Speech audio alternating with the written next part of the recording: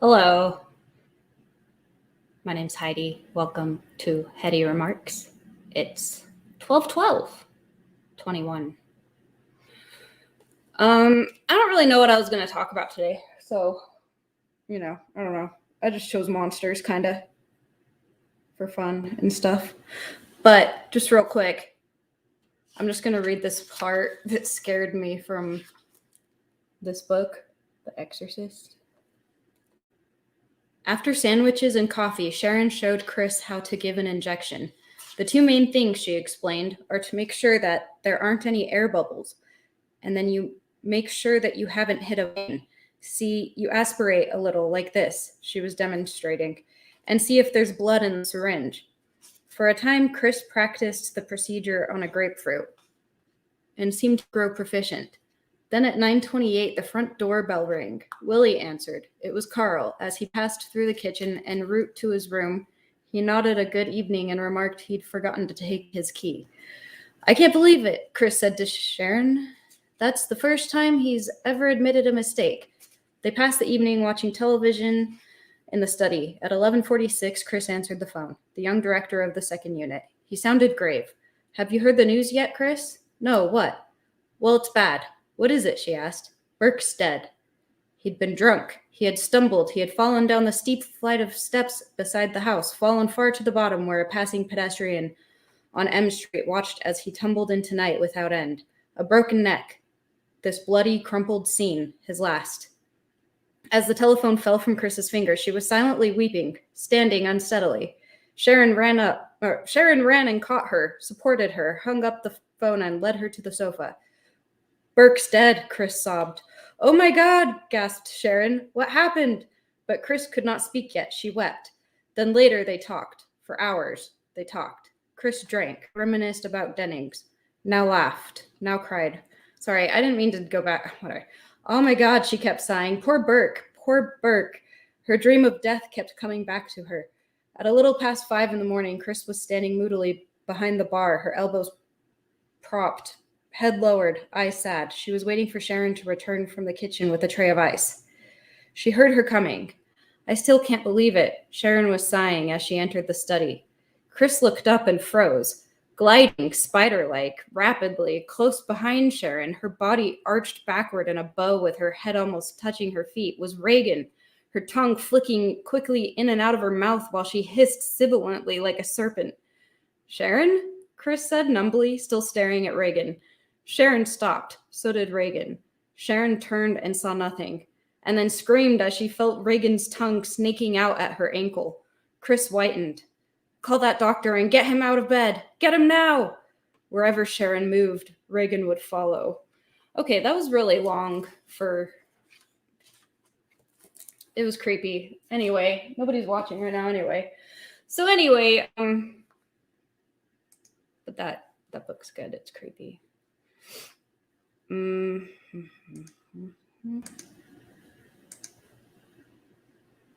guess. I don't know. I was looking at archetypes of monsters. Comes from the original Latin word monstrum, which has the meaning sign of future events. This is significant in the context of the monster archetype as it brings to it a broader meaning than the one which may initially spring to mind when we think of the word monster as we now understand it in English. Whilst the archetype is representative of the monster, a large, ugly, and frightening imaginary creature, it also represents something which is a sign of future events in the story or life in which it is involved.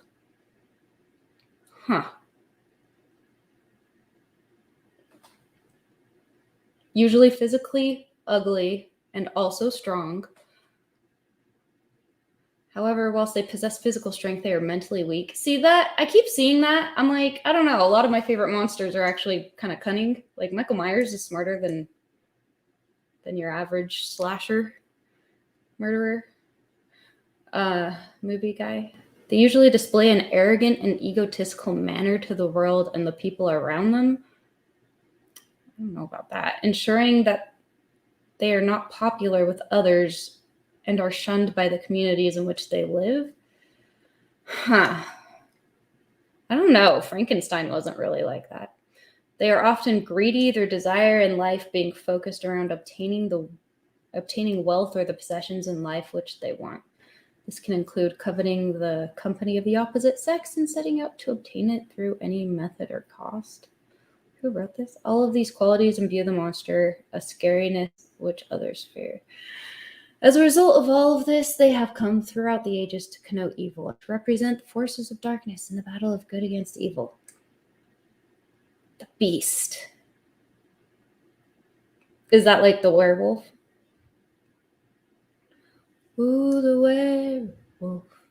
werewolf came stepping along. I like that song. It's called Werewolf. The intelligent monster. In this category, the monster is usually presented in human form. However, they are in essence different from the rest of humanity, and they want something from the normal human beings who inhabit the planet. In order to obtain whatever it is they want, blood, souls, lives, for example, they exhibit sinister qualities such as intelligence, patience, cunning, confidence, strategy, and the ability to fool people into thinking they are something they are not. Their characteristics share much with the human psychopath, enabling them to murder or commit other terrible acts, feel no guilt or shame. Examples of the monster archetype in this form include vampires and demons. What was the one before that? Oh, it didn't do one for the beast. I guess the beast would be like creature from the Black Lagoon or something. Madmen. In this category, the monster is usually presented as an ordinary human being who commits evil acts in the midst of a frenzy of madness or other psychological problems. They are likely suffering some form of mental illness, personality disorder, the desire for revenge, or the after effects of some traumatic event. These qualities do not obviously present to observers to whom the madman can appear quite normal, rational, and calm. However, underneath, they are harboring a deep-seated madness, which they need to release. Is that like... I'm thinking of like Patrick Bateman, kind of. Like, he's kind of weird, because he appeared to experience some emotional distress, which is not usually a psychopath trait. Examples of the monster in this form include real serial killers such as Ted Bundy and film characters such as Hannibal Lecter from Silence of the Lambs. The tragic figure. This is going to be like the werewolf or the Frankenstein, yep. In this category, the monster is cursed by birth to suffer and do evil work, sometimes for others and sometimes by the circumstances in which they are born. The monster may not want to hurt other people, but feels compelled to do so by the instruction of others or by the injustice of the circumstances into which they have been born. Often the monster in this category is freed from their curse at the end of the story by some means. Examples of the monster in this category include monster in Mary Shelley's Frankenstein, werewolves, and Leatherface's family. Huh? Leatherface's family. That's not tragic. That's a different category altogether, if you ask me. Modern examples of monsters. By the way, I'm on some website that says knowyourarchetypes.com. I don't know. A modern example of the monster archetype is Smaug from J.R.R. Tolkien's The Hobbit. Smaug displays many of the physical characteristics of the traditional archetypal monster. He is large and very strong. Tolkien describes him as being physically very ugly, and he also displays characteristics of great greed. He is also very lonely, shunned by society, but despite this, displays great ego and confidence in himself.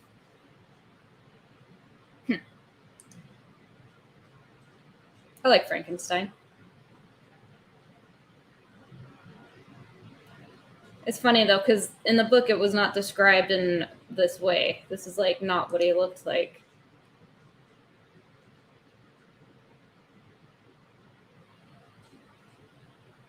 It was probably closer to this, actually. Robert De Niro. Oh, God. It's a good book, though.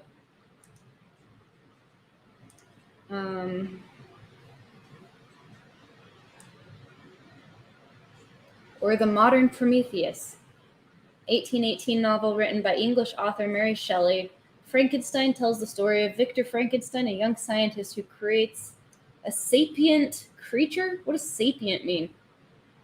The ability to contemplate and act using knowledge, experience, understanding, common sense, and insight. Wisdom is associated with attributes such as unbiased judgment, compassion, experiential self-knowledge, self-transcendence.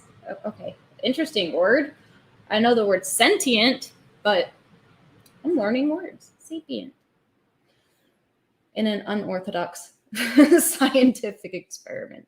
Shelley started writing the story when she was 18, and the first edition was published anonymously in London on January 1st, 1818. When she was 20, her name first appeared in the second edition, which was published in Paris in 1821. Shelley traveled through Europe in 1815 along the River Rhine in Germany, stopping in Gernsheim. Is that how you say that?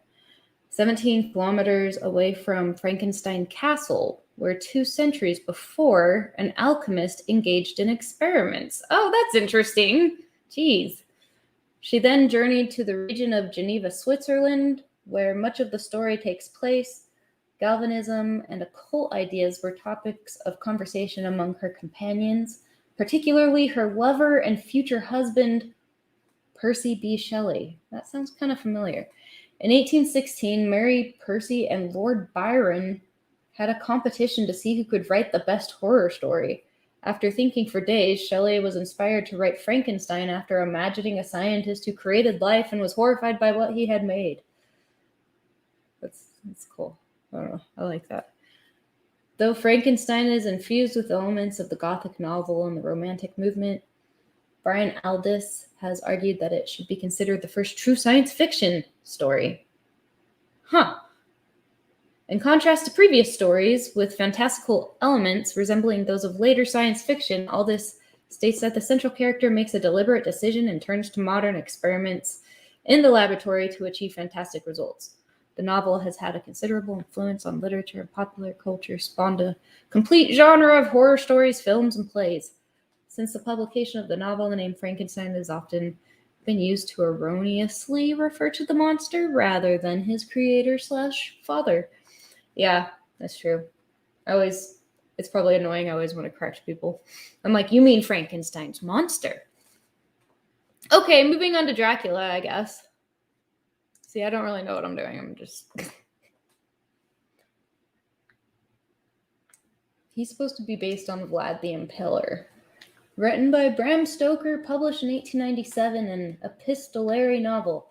The narrative is related through letters, diary entries, and newspaper articles. It has no single protagonist, but opens with solicitor Jonathan Harker taking a business trip to stay at the castle of a Transylvanian noble, Count Dracula.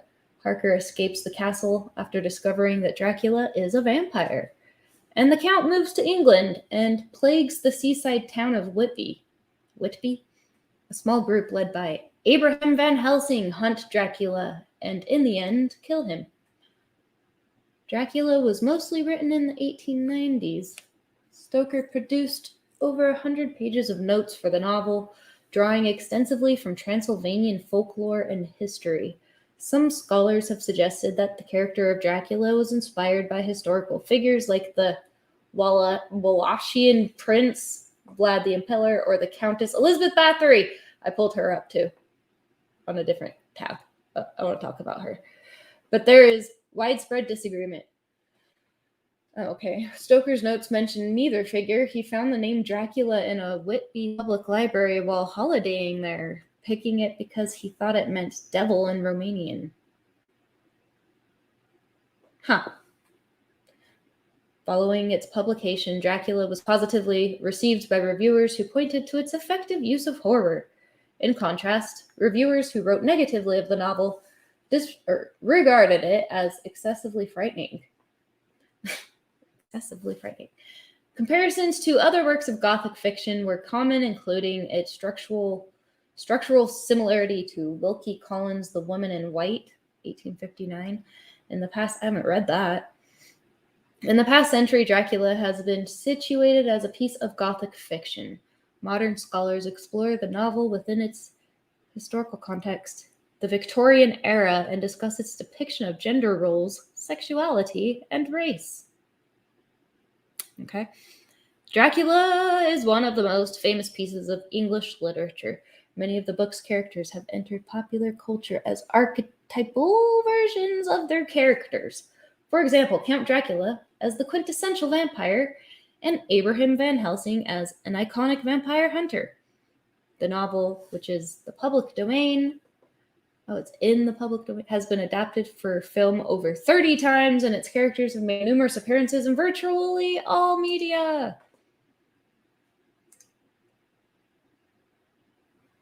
He's kind of hot. He looks like Jack White from the White Stripes.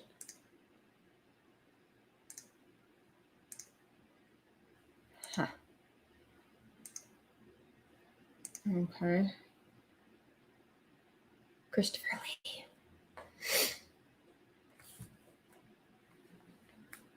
All the different Draculas.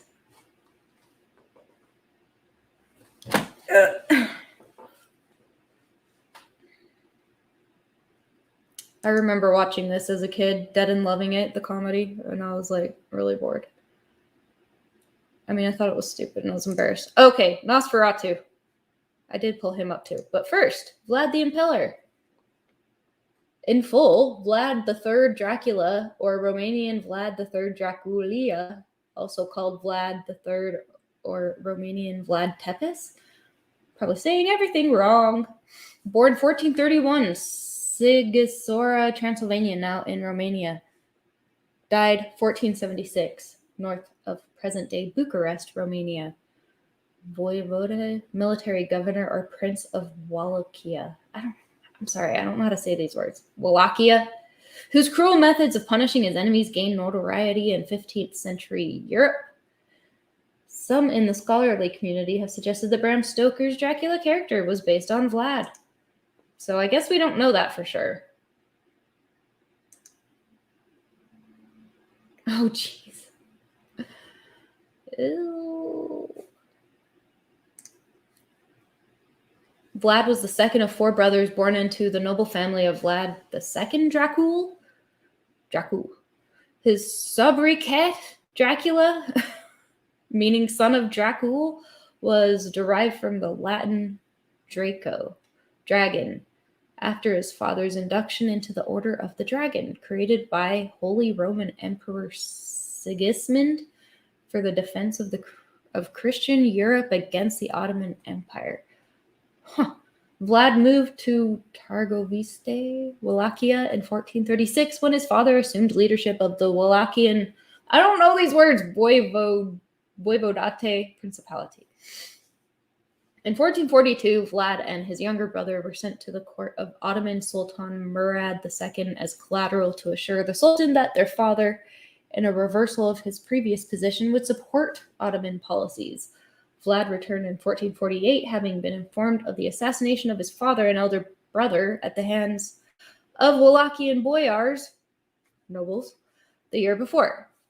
Vlad then embarked upon the first of a lifelong series of campaigns to regain his father's seat. His opponents included the boyars as well as his younger brother, who was supported by the Ottoman Sultan. He emerged briefly victorious in 1448, but was deposed after only 2 months. After an 8-year struggle, Vlad again claimed the voivodate. It was during this period of rule that he committed the atrocities for which he was best known. His penchant for impaling his enemies on stakes in the ground and leaving them to die earned him the name Vlad the Impiller. He inflicted this type of torture on foreign and domestic enemies alike. Notably, as he retreated from a battle in 1462, he left a field filled with thousands of impaled victims as a deterrent to pursuing Ottoman forces. Yeah, that's a power move, for sure. That year, he escaped Ottoman capture, only to be intercepted by Hungarian forces and imprisoned by Matthias I of Hungary, whose assistance he had sought. Vlad regained his seat in 1476, but was killed in battle the same year. He remained a folk hero in the region for his efforts against Ottoman encroachment. It often has been thought that Stoker based the title character of Dracula on Vlad, though Stoker's notes for the novel do include mentions of Dracula, the historical account from which the notes were taken mentions only the appellation, not the deeds for which its bearer was known. Some scholars have speculated that Stoker's conversations with a noted historian, Herman Bamberger, may have provided him with information on Vlad's violent nature, though there is no concrete evidence to support that theory. Okay, all right. Here's pictures of Vlad the Impiller, I guess.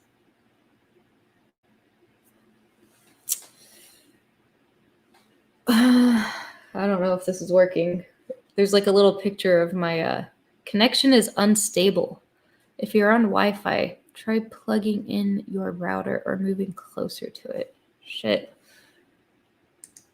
I don't know if I've ever noticed a problem like that doing this. Okay, so here's Nosferatu.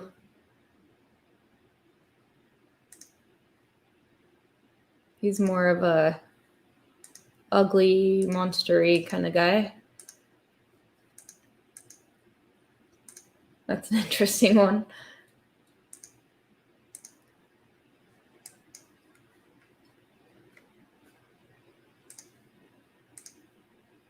A Symphony of Horror. 1922 silent German expressionist horror film directed by F.W. Murnau and starring Max Schreck as Count Orlok, a vampire with an interest in both the new residents and the wife of his estate agent. The film was produced by Prana Film and is an unauthorized and unofficial adaptation of Bram Stoker's 1897 novel Dracula. Various names and other details were changed from the novel, including Count Dracula being renamed Count Orlok. It is believed by some that these changes were implemented in an attempt to avoid accusations of copyright infringement. However, this seems unlikely, as the original German intertitles explicitly state that the film is based on the Bram Stoker novel. Film historian David Carrot states in his commentary track for the film that no source has ever documented this claim, and that since the film was a low-budget film made by Germans for German audiences, setting it in Germany with German-named characters makes the story more tangible and immediate for German-speaking viewers. Even with the several details altered, Stoker's heirs sued over the adaptation. And a court ruling ordered all copies of the film to be destroyed. However, a few prints of Nosferatu survived, and the film came to be regarded as an influential masterpiece of cinema.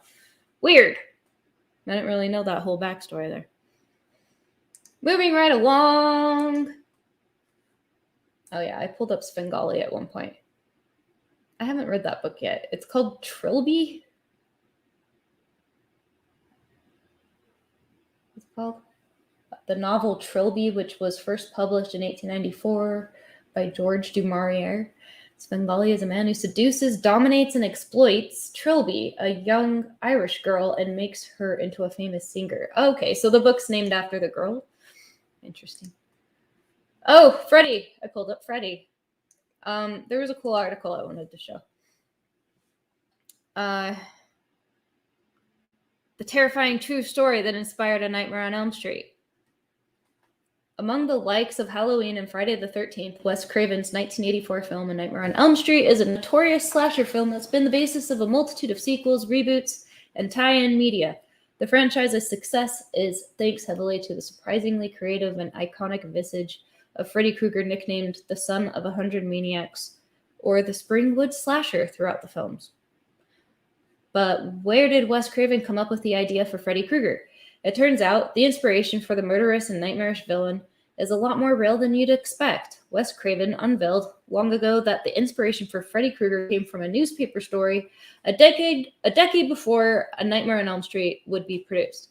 The article detailed the unfortunate history of a family of immigrants. The group had managed to escape from the killing fields of Cambodia, but as a result, their young son suffered PTSD, which included horrible nightmares.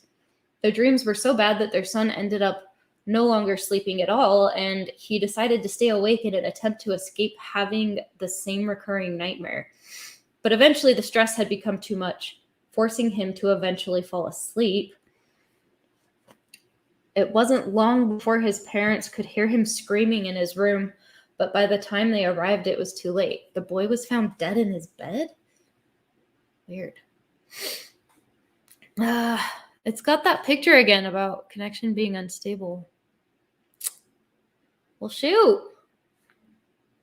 This might be all skipped. I don't know. This episode might not be working very well. Okay, so he died in his bed, I guess. It's weird. I'll just keep going. I don't know. I could always, I think I'm just recording it anyway, so. Eventually the stress had become too much, forcing, I already read that. He's found dead. Okay. The character of Freddy Krueger had also been more directly inspired by other events as well. I like this one. I like this part. So, for example, one night when Craven was young, he had encountered an eerie homeless man on the other side of his window. The man was scary enough to drive the image of what would eventually become Freddy into Craven's mind for years to come.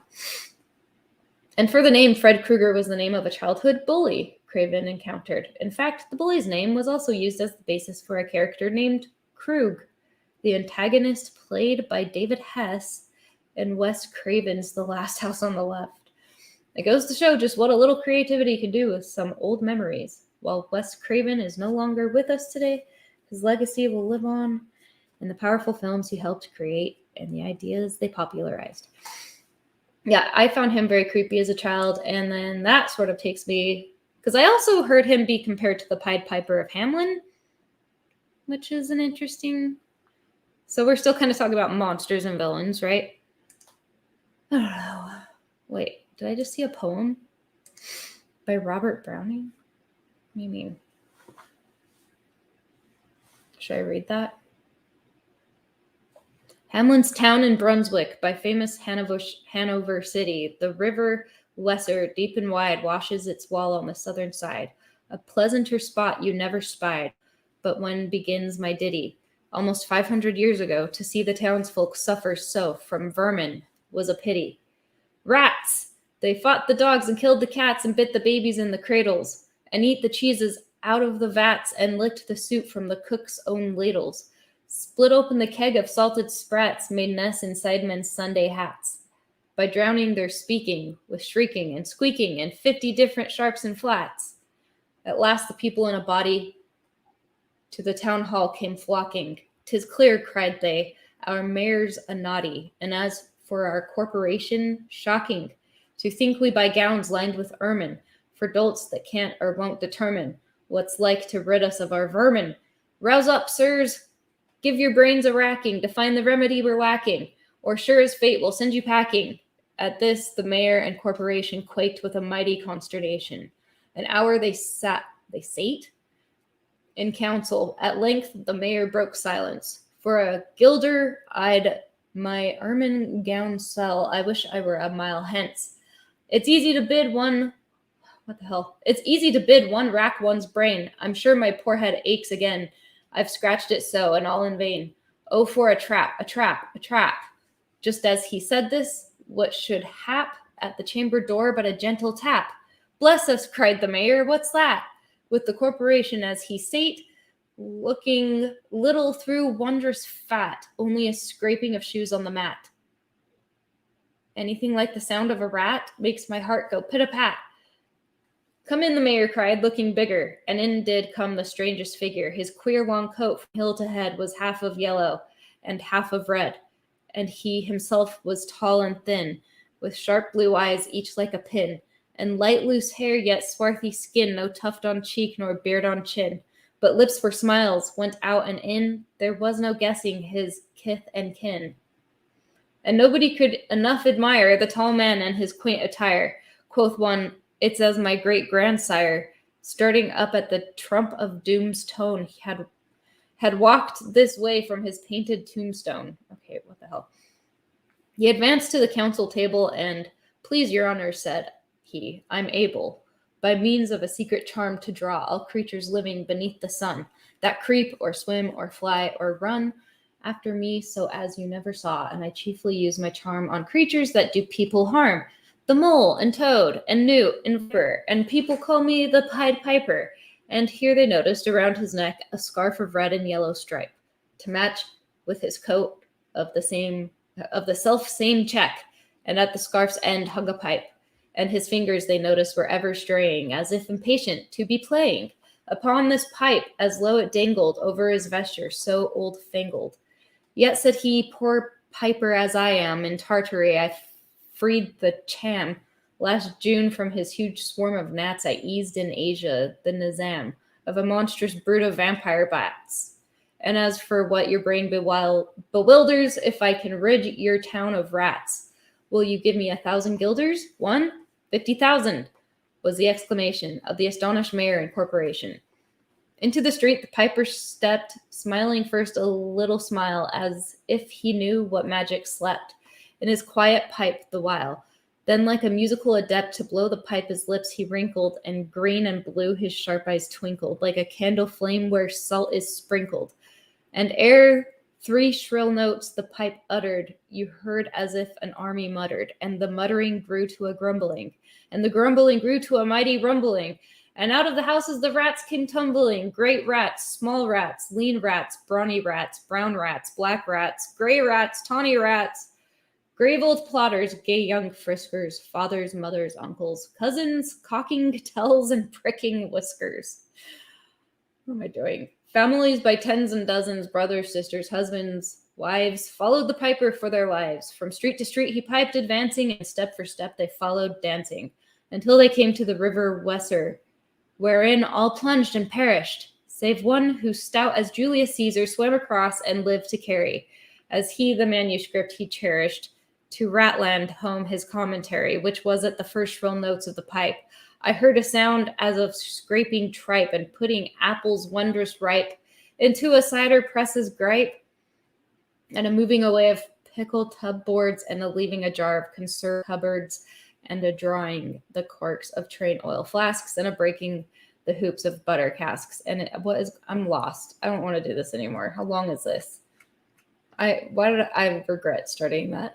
I'm not going to finish that. Let's go just get the gist of it on Wikipedia. That's a better idea. What am I doing? Oh my god. Anyway, he's similar to Freddy Krueger, kind of. Let's look at the pictures. Okay, so he got rid of the rats for them, right? But the story goes that they didn't pay him what he asked for or something. I don't know. And then he did the same thing with their children. How does it end? He goes into a mountain and it closes behind him or something weird.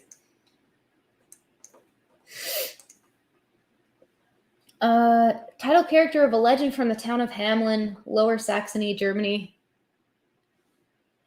The legend dates back to the Middle Ages. The earliest references describing a piper dressed in multicolored pied clothing. Didn't it say yellow and... Is it yellow and red? Who was a rat catcher hired by the town to lure rats away with his magic pipe. When the citizens refused to pay for this service as promised, did they promise, or did he just sort of say it and then do it? The poem, anyway. He retaliates by using his instrument's magical power on their children, leading them away as he had the rats. This version of the story spread as folklore and has appeared in the writings of Johann Wolfgang von Goethe, the Brothers Grimm, and Robert Browning, among others. There are many contradictory theories about the Pied Piper. Some suggest he was a symbol of hope to the people of Hamelin, which has been attacked by plague. He drove the rats from Hamelin, saving the people from the epidemic. The earliest known record of the story originates from the town of Hamelin itself, depicted in a stained glass window created for the Church of Hamelin, which dates to around 1300, although the church was destroyed in 1660. Okay, so that sort of reminds me of Pennywise the Clown, because he also kills children. So, I don't know. I'll just show you all the things I pulled up. I pulled up the Living Dead. I like them. I like calling them the Living Dead better than calling them zombies, because it's like a better, it just seems, zombies are different. Zombies eat brains and stuff, like only brains, and they're weird. I don't know. But the Living Dead are cool. I also pulled up Medusa. You know, I kind of have to go to the bathroom, so that might be a problem. But werewolves, got werewolves. They're kind of like the tragic figure.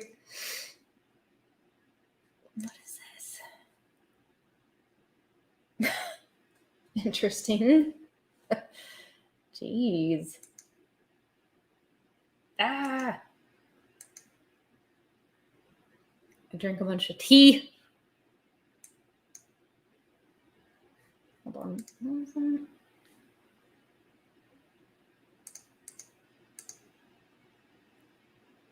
Clements Houseman?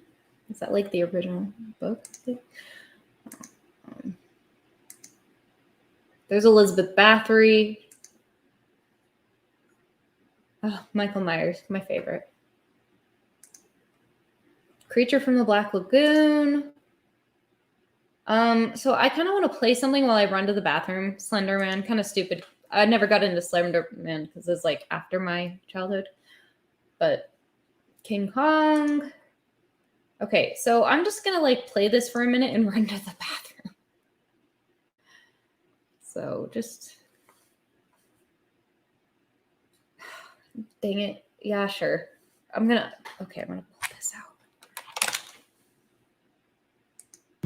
Or the way squirrels seem to be able to predict. Hold on. The reason I'm playing this is because I pulled up Carrie and then I remembered this clip from this video that talks about ESP a little bit. So whatever. It's still an interesting topic. It's kind of still sort of on the subject. I have to go to the bathroom, so I'm just going to do it. When and where I'll show up with some treats. There seems to be an innate, non-spoken ability by some animals to communicate or sense beyond their vision and hearing, and I often wonder if this phenomena is documented in humans, and if so, to what degree. Extrasensory perception, or ESP, also called sixth sense, includes claimed reception of information not gained through the recognized physical senses, but sensed with the mind. The term was adopted to denote psychic abilities such as intuition, telepathy, psychometry, clairvoyance, and their transtemporal operation as precognition or retrocognition. Second sight or precognition is a form of extrasensory perception whereby a person perceives information in the form of a vision about future events before they happen, or about things or events at remote locations, which is also known as remote viewing. Russell Targ is a physicist and author who was a pioneer in the development of the laser at Lockheed Martin Missiles and Space Company, where he was a senior staff scientist. He was co-founder of a Stanford Research Institution's investigation into psychic abilities in the 70s and 80s, primarily via remote viewing. Mr. Targ gave a presentation for TED Talk called The Reality of ESP, a physics. Okay. Yeah, sorry. Bad segue there. But I don't know. I talk about whatever I want, you know. I don't have to just stick to like strictly monsters.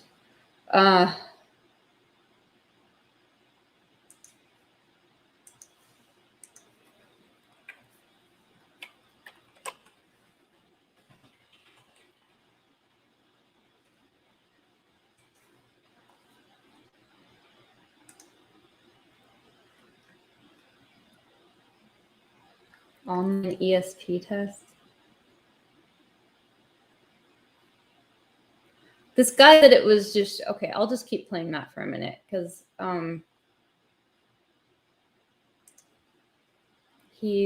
this is Robert Sepper. I like him. Anyway, I think this is like supposed to be the guy that Bill Murray's character was kind of based on at Duke University in Ghostbusters. Anyway. This is proof of psychic abilities, which was removed because it was deemed as unscientific, despite the credentials of the researchers involved and their objective approach to their findings. I felt that this presentation was worth playing for my audience, which I will stop periodically to give my own input. Well, I'm very happy to be here. My name is Russell Targ, and I'm a physicist. And it's my great pleasure to tell you about the remarkable work we did at Stanford Research Institute investigating psychic abilities. We did that for the CIA, Defense Intelligence Agency, NASA, and many, many other intelligence agencies, part of the US government intelligence system. I got into all this as a childhood magician, standing on the stage in New York doing mental magic. And I had the experience from time to time of having a direct perception of something in the life stream of the person whose mind I was pretending to read, Archie, or whose fortune I was come pretending to tell. So I was not a real Over psychic. I was just a kid doing magic. But I've now talked to people like Kreskin and Melbourne Christopher, and they said, oh, yes, every professional magician knows that Hello. from time to time you're I'm just given sort some of material, and you can then supplement your magic trick with whatever ESP comes to you. And there are many magicians who do that, as we know. But I was not doing magic for the CIA. As we know, the CIA is not easily amused, and we were trying to do the real thing for them. The work we did at SRI involved You're the first and things only. like finding a downed Russian know. airplane in North Africa with code books on it, locating a kidnapped American general in northern Italy, looking into a Soviet weapons factory in Soviet Siberia, describing the construction of a huge Soviet submarine in northern Russia. And we even looked on a Chinese atomic bomb test So 3 you know who days that is? before it was scheduled to go off, and You know described Targ was a correctly that magician it was before. going to fail. So we did quite a lot of useful things for the government during our 23-year program. Yeah, I downloaded The his ability app. we're talking It about was kind of fun. is a to do. natural psychic trying to find one ability that we all online that I could have, do in spite of what you during may have this, heard to the but- contrary. People can quiet their mind and describe and experience what's happening in a distant place or in the future. And this has been talked about for thousands of years. Buddhists have a vast lore about what this is and how to do it and why it's desirable. Viewer guys. And I'll try and talk about that later.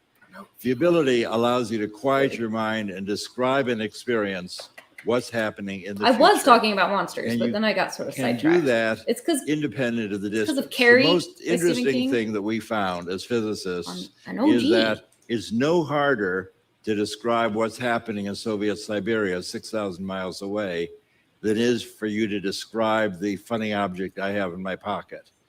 6,000 miles away does not decrease the accuracy or the reliability as compared with something nearby. Looking into the distance is no harder than looking at a contemporaneous event. And that's why this is called a non-local perception. Not quantum mechanical particularly. I was It trying to pertains have to the fact ESP. that I we was live in a using the app and non-local trying space-time to have ESP. described It would as tell you like the scientifically percentage. It was most just like in recently by Ghostbusters, like the Schrodinger shapes, like a star, 1920s, square, triangle, then and you're trying to proved predict in what's the on the other side of the 1970s, card. 1980s. So and the idea see how of if you non-local do better than connections random chance is not would new age. suggest. This is accepted in the physical community. Supposedly, The hottest topic in modern physics is Supposedly exploring you can train yourself. non-locality. It was described originally by the Buddhists 2,000 years ago, but modern physics has finally caught up. The leaders of the program that we had at SRI are all physicists. The physicists are taking over what used to be called parapsychology. The three leaders of the program were myself and Hal Puthoff, who are both laser physicists, and Ed May, who's a nuclear physicist. And we were eager that our scientific friends would not think that we'd gone off the rails into ESP research. So we made sure that we published everything we did, all of our experiments, in the world's most prestigious journals where we would normally publish our science. So we published Did our Bill work Murray tell in you the you were a proceedings of the gifted Institute natural? of Electrical Engineers, No, that was a the low. American Association for the Sometimes Advancement I of feel Science, like the harder I American tried, the Institute of worse I Physics, started doing, and Nature magazine. which apparently So is this also is a thing. not, I just want to emphasize that at the time we were doing this work, this was mainstream, written up in the New York Times, published in the premier journals in the world. So as you can see, Mr. Targ is well-spoken, and his approach was conducted within the boundaries of the scientific method. Before he makes his case and presents his findings, I wanted to read to you a statement issued by Russell Targ after Ted questioned his scientific legitimacy. Quote, "In canceling the TED event in West Hollywood, it appears that I was accused of using the guise of science to further spooky claims or some such. People on this blog have asked what I was going to talk about. That's easily answered. I was co-founder of a 23-year research program investigating psychic abilities at Stanford Research Institute. We were doing research and applications for the CIA, Defense Intelligence Agency, Air Force and Army Intelligence, NASA, and others. In this $25 million program, we used remote viewing to find a downed Russian bomber in North Africa, for which President Carter commended us. We found a kidnapped U.S. general in Italy and the kidnapped car that snatched Patricia Hearst. We looked in on the U.S. hostages in Iran and predicted the imminent release of Richard Queen, who was soon sent to Germany. We described a Russian weapons factory in Siberia, leading to a U.S. congressional investigation about weakness in U.S. security. We published our scientific findings in Nature and other scientific publications. I thought a TED audience would find this recently declassified material interesting, and no physics would be harmed by my presentation." So the question that led to my recent book, I wrote a book with a provocative subtitle, A Physicist's Proof of Psychic Abilities. And the idea is that proof is evidence so strong that you can't statistically or reasonably deny it. That's what we mean by proof. You can't prove scientific things in the laboratory the way you prove mathematical theorems. You prove things in the laboratory by piling up so much evidence that it's simply unreasonable to deny it. So here we are in our laboratory, 1973. There's Pat Price in the middle. Pat Price was one of our great, great psychics. He was police commissioner of Burbank and retired. He's playing here with an ESP teaching machine that was the basis of our first NASA program. My idea was, Pellhorse 1111 says, "It's so crazy to me how they tried to write all of this stuff off as some crazy ass side project that federal government was just screwing around with. They put a lot of money into because it worked." Yes, that's what I've heard, is that this is well documented that humans are capable of doing things that aren't really explained by just our, eyes, nose, mouth, hearing, senses. can you offer feedback and reinforcement and help people Evidence of improve a their collective psychic ability unconscious, perhaps? with I don't know. a little random game where you have to guess which picture will be illuminated? Something that the answer connects is yes, us all? you can learn.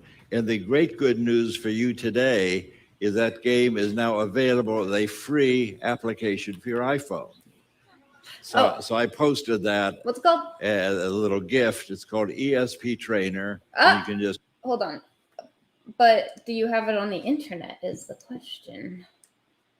ESP Trainer. I was going to try and App Store. I mean, don't you just have it online?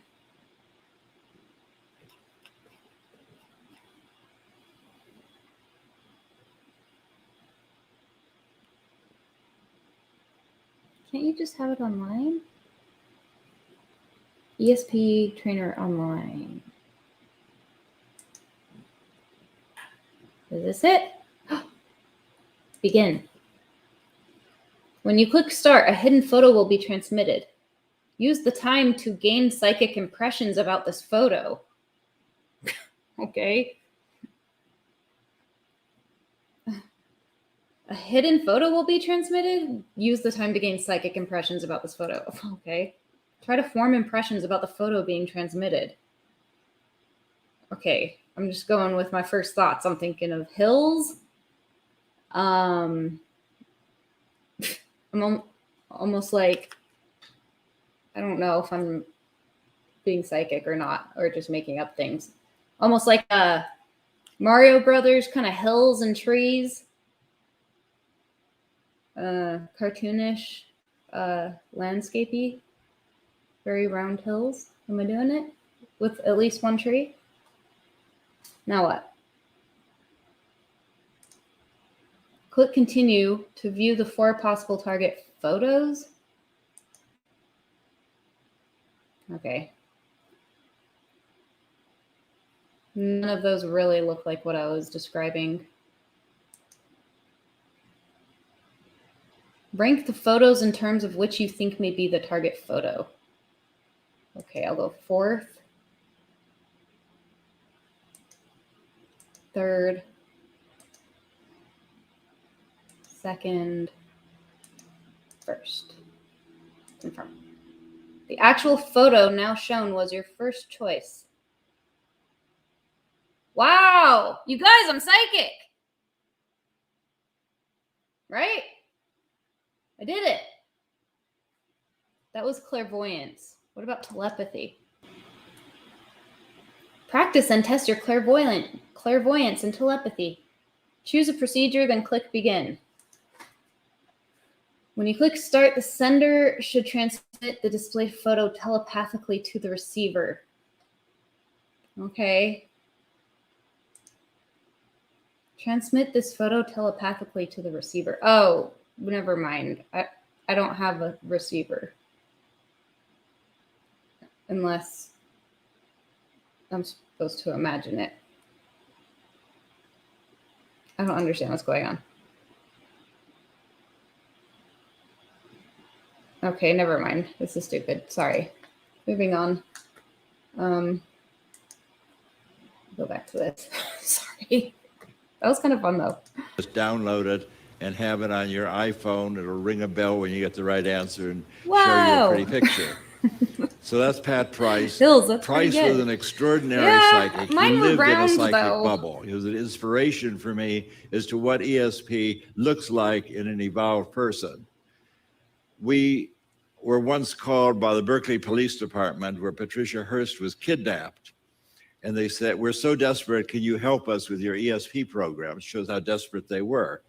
And Pat Price and Hal Putoff and I drove to Berkeley. Price. And Price said, let's see your mug book. He's a no-nonsense guy. He'd been in lots of police stations. I want to see the picture book with all the usual suspects.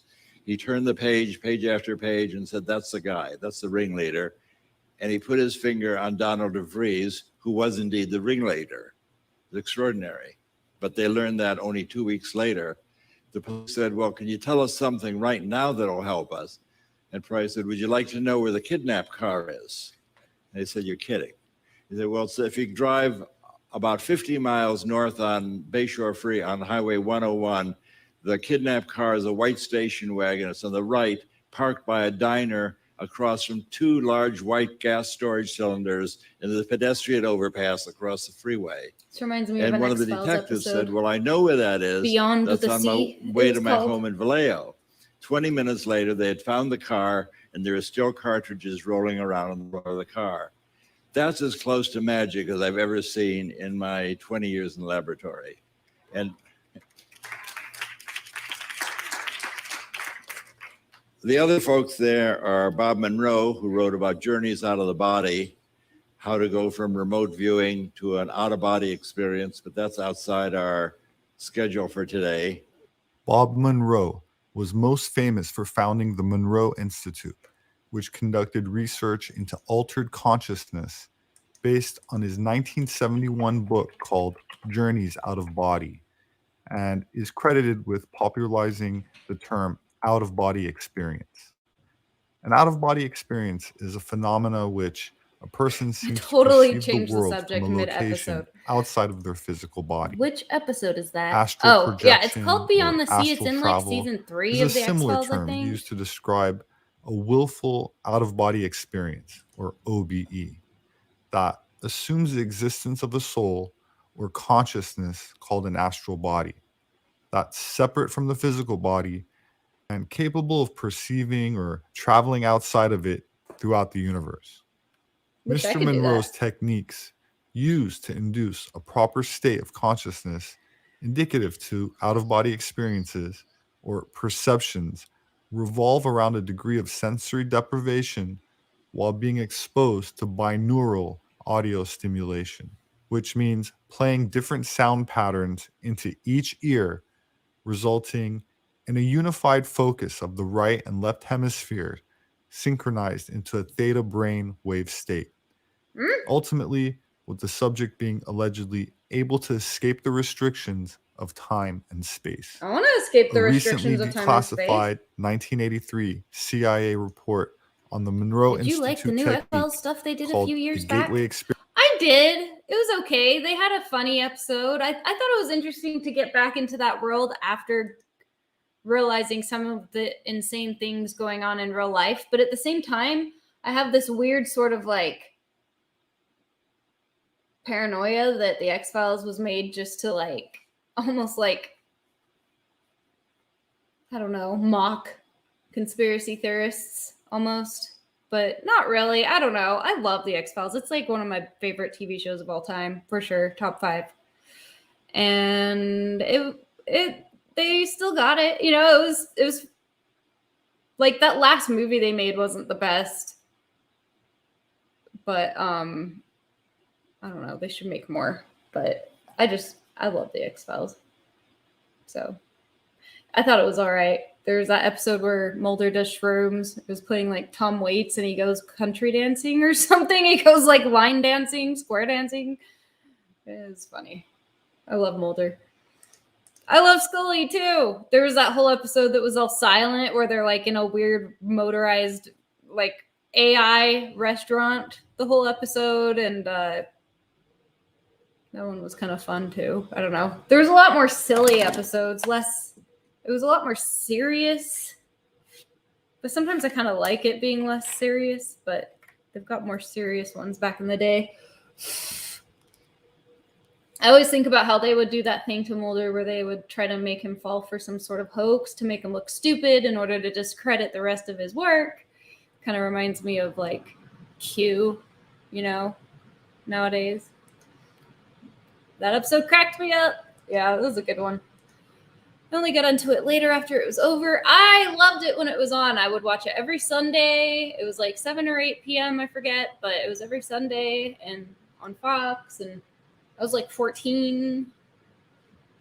I mean, it was on for years, but yeah, we would watch it, my sister and I, for years. And I still like it. Experience seems to acknowledge the reality of achieving space-time transcendence and is available online for public viewing. So this is the first in a series of experiments we did over a course of a decade, and it's basically what convinced the CIA to give us money. That is what we played is a kind of psychic hide and go seek, and all the pictures I'm going to show you are like this, so I won't reiterate. The way it works is Pat Price, or the psychic of the day, is in a shielded room, electrically shielded room with me, and Hal randomly is sent to an undisclosed location, random target picked by the lab director. This would be a fun generally thing will to go do. with the colonel from the Army or our lab director or our contract monitor. In this case, they went to a swimming pool complex called Rinconada Park. Price with me said, I see a woman. The Lost Art of Forehead Sweat was my favorite new one with the whole Mandela effect and Dr. They. Yeah, that was hilarious. That was a good one. Water purification plant. He's like, it's not the Mandela effect. You're thinking of the Engel effect. I don't know. Like there was even a Mandela effect about what never mind. I see a square pool, 65 by 80, and a round pool, 100 feet in diameter, and 2 water storage tanks. That's what I see, and that's what he drew on the right. Actually, they had gone to the swimming pool complex, and when we got there for feedback after the experiment, we saw the swimming pool is really 110 feet in diameter, and the rectangular pool is 75 by 100. So viewed from 5 miles away, he had the dimensions architecturally correct to 90%. Now, he had added in these 2 water tanks, which are on the right side of the picture, which are not at the location. And it's not a water purification plant, it's a swimming pool. However, and that's a story I would tell up to about 10 years ago, when the city of Palo Alto sent us a picture book showing what the city used to be like 75 and 100 years ago. 75 years, the psychic ones know all what the answer is going to be already. 75 years ago, this was a water purification plant. Oh, weird. And the tallest thing So he in the was city of right, Palo Alto but he were the was in two the water past. tanks I show at the top, and Price drew at the left. So what he apparently did is move his awareness 5 miles south on Middlefield Road and describe the park where the guys were hiding, and then moved his awareness 75 years back Moved to his describe the awareness biggest thing in the city. 75 years back. Off my schedule, I got to tell you, he also described a National Security Agency code facility in Virginia. And he described that, was able to read the file folders. And people wanted to know, why did you pick this to read? And he said, well, the more in psychic space, the more you hide something, the brighter it shines. Oh, weird. So let that be warning to anybody who's having an affair.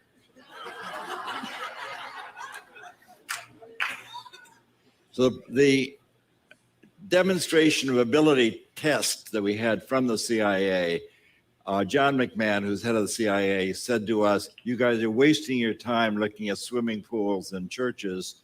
We have targets that would be of national security help. Can you describe a target? And I'll send you the coordinates. So Price and I climbed back into our little shielded phone booth. He said, well, I'm psychically laying on a building and a giant crane is rolling back and forth over my body. There's a huge crane. It has 8 wheels, 4 on either side of the building. And in this building, they're constructing a 60-foot steel sphere and they're welding it together. That all turned out to be entirely true. In fact, it was so true that after the steel sphere was verified, we then had a congressional investigation called by the House Intelligence Oversight Committee to see if there had been a security leak. This in the spirit of no good deed goes unpunished. But the Congress eventually said what we're doing is okay. We were supported by CIA and Defense Intelligence Agency and told to press on, and we pressed on for another 15 years. I finally escaped from the laboratory and got to travel cross country, and 2 other people were psychically tracking me. The first place I went was New Orleans, and no one knew, of course, where I was. And I chose my target by throwing a die on the pavement. And the die sent me to the New Orleans Superdome.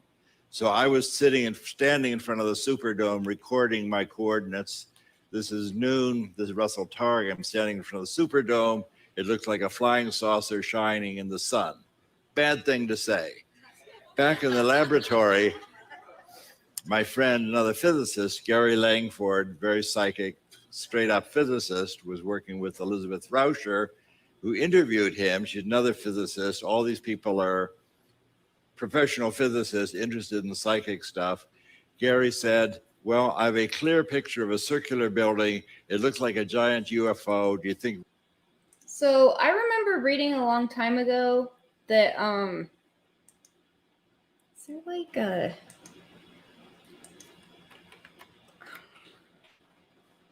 yeah. So when they did like a test where people just looked at these balls falling through the top of a thing. Can I draw? Okay, yeah. So like, say there's something falling out of the top of the thing, little like ping pong balls basically, and they would stare at them and watch them fall at the bottom, you know, and they would focus their attention while watching this, almost like a little hourglass with these little balls. Sorry. And they would try to focus their energy on getting it to, you know, as they fell, to get it to go like this, to get like more balls on the sides. And they were able to affect that. Like, it's not very powerful. It's like, what the hell good does that do? But like, supposedly with people focusing on doing this, they were able, just like regular people too, to like get this to change the shape, you know, testing it, and, you know, and then they would have them do it again where they say, I guess naturally what it would normally do is sort of do like a thing like this, like a triangular top here going off to the sides, either side. But they were able to make it change like sort of how the fell. I just remember reading that a long time ago. Sorry, I don't know. But it was like small and it wasn't like a big deal, but it's still kind of amazing at the same time that you even have any power over that at all. Russell's been abducted. So Elizabeth said, just tell me what you see, make a drawing. And of course, his drawing was a remarkably accurate. This was his also first remote viewing. Gary just came in and said, well, I've been doing this all my life, avocationally. That's how I was an analyst, photo analyst, looking at specs of buildings and describing what's inside. So he was experienced to look at fuzzy images. But here we just took away the image, but it didn't interfere with his ability at all. Pretty crazy. Have you ever heard of cloud busting? No, unless that's like seeding. I don't know why that might be what you're talking about. Like cloud seeding? Cloud busting? I haven't heard of that. Okay, so it's been an hour and 6 minutes. Going back to monsters after that little intermission that went the rest of the episode. The creature from the Black Lagoon.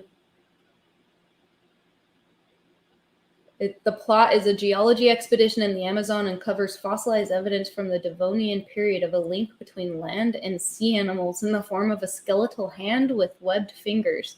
Expedition leader Dr. Carl Maya visits his friend Dr. David Reed, an ichthyologist who works at a marine biology institute. Reed persuades the institute's financial backer, Dr. Mark Williams, Richard Denning, to fund a return expedition to the Amazon to look for the remainder of the skeleton. And he's about to give up the search, but David suggests that perhaps thousands of years ago, the part of the embankment containing the rest of the skeleton fell into the water and was washed downriver. Lucas says that the tributary empties into a lagoon known as the Black Lagoon, a paradise from which no one has ever returned. The scientists decide to risk it, unaware that the amphibious gill man that killed Carl's assistants earlier has been watching them, taking notice of the beautiful Kay. It follows the Rita, that's the boat, all the way downriver to the Black Lagoon. Once the expedition arrives, David and Mark go diving to collect fossils from the lagoon floor. After they return, Kay goes swimming and is stalked underwater by the creature, who then gets briefly caught in one of the ship's draglines. Although it escapes, it leaves behind a claw in the net, revealing its existence to the scientists.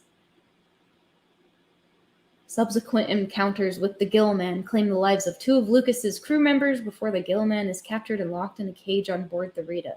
It escapes during the night and attacks Edwin, who was guarding it. Kay hits the beast with a lantern, driving it off before it can kill Edwin. Following this incident, David decides they should return to civilization, but as the Rita tries to leave, they find the entrance blocked by fallen logs, courtesy of the escaped Gill Man. Okay, so he's called Gill Man.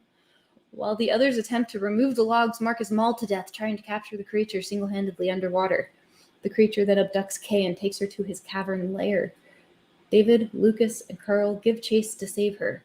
Kay is rescued and the creature is riddled with bullets before he retreats to the lagoon, where his body sinks in the watery depths, presumably dead. I want to watch that. I just read the entire movie plot. Okay, well, didn't really get the chance to get to my favorite villain, Michael Myers. Who the hell is that? But, oh well. Oh my god, I didn't get into Elizabeth Bathory either. Yeah, I'm probably going to stop.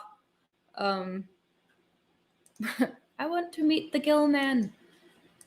You focus on dissipating certain clouds up in the sky, and it's been demonstrated pretty wild. I've seen results myself trying it. Oh, like with your mind?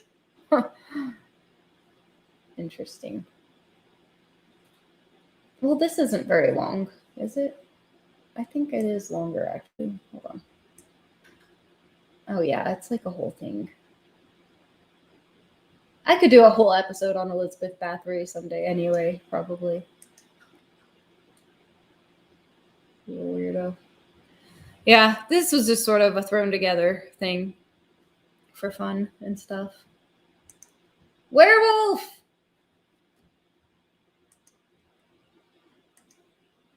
Medusa! Medusa was one of 3 sisters born to Phorcys and Ceto, known as the Gorgons. According to Hesiod's Theogony, the Gorgons were the sisters of the Graeae and lived in the utmost place toward the night by the Hesperides beyond Oceanus. I'm listening to the Iliad right now on audiobook. Later authors such as Herodotus and Pausanias placed the Gorgons' abode in Libya. The Gorgon sisters were Stheno, Uriel, and Medusa. Medusa was mortal, while her sisters were immortal.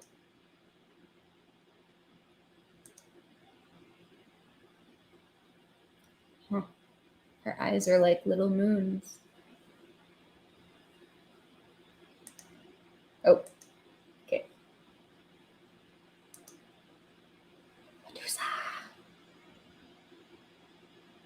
She's got snakes for hair. She'll turn you into stone. Don't look at her.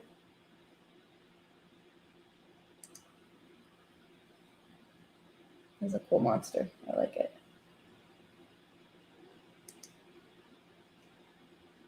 The Living Dead. Pennywise the Dancing Clown. It is a mysterious monster which lives in the sewers under the town of Derry, Maine, and often kills children. The monster often takes the shape of a clown and calls itself Pennywise. However, the creature can take on other forms, including Dracula, Jaws, Frankenstein's monster, and the moon. Adults cannot see the monster, so it has never been caught or killed.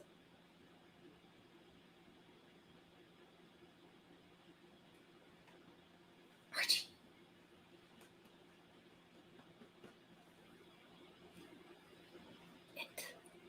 Oh, Jonathan Brandis. You know, he committed suicide. It's sad. I liked him. He hung himself. Oh shit. Okay, whatever. I'm gonna stop now. I was also thinking about Brad Renfro recently and how he was like, I think he was only like 24 or 26 when he died, but he looked like shit. He looked like absolute shit. And it's sad. Anyway, speaking of something that kills kids, like the movie industry. Okay, thanks for joining me for this laid back, not very well thought out, because I was not feeling very well this week episode, and I was really busy at work. But hope everyone has a good week, gets plenty of sleep. Maybe let me know what your favorite monsters are, and we can do another monster episode and talk about monsters. There's a lot of different kinds. It's interesting. In literature and in movies and stuff. Okay, love you. Goodbye.